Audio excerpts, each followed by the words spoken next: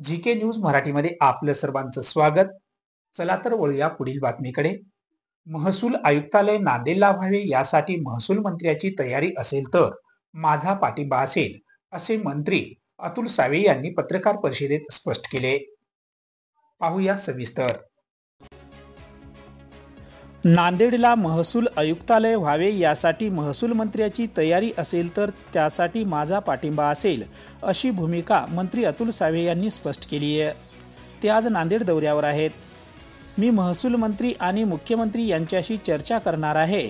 दागड समिती आयोगाने जो अहवाल दिला होता त्यावर अभ्यास करून त्यावर चर्चा करून निर्णय घेऊ। महसूल मंत्र्याची तयारी असेल तर नक्कीच माझाही पाठिंबा असेल।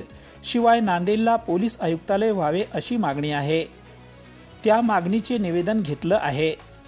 गृह खातं मुख्यमंत्र्याकडे असल्यामुळे ते निवेदन त्यांच्याकडे पाठवलं असल्याचं सावे यांनी यावेळी सांगितले। Bureau report, GK news, Nanded.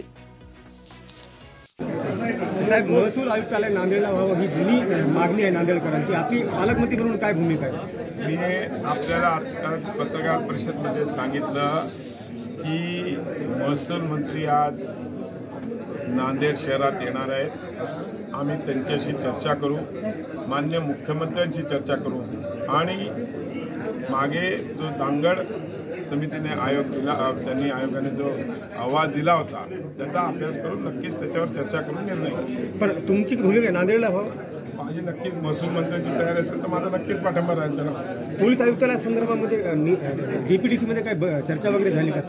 चर्चा अशी झाली नाही, पण तिकडे पोलीस आयुक्ताला व्हावं असं मागणी त्यांचं ते मी निवेदन घेतलेलं आहे आणि माननीय मुख्यमंत्र्यांकडेच होम डिपार्टमेंट असल्यामुळे त्यांच्याकडे ते पाठवलेलं काल तुम्ही पाहत आहात महाराष्ट्राच्या कुशीतलं जीके न्यूज मराठी, सात जनतेची, भूमी महाराष्ट्राची।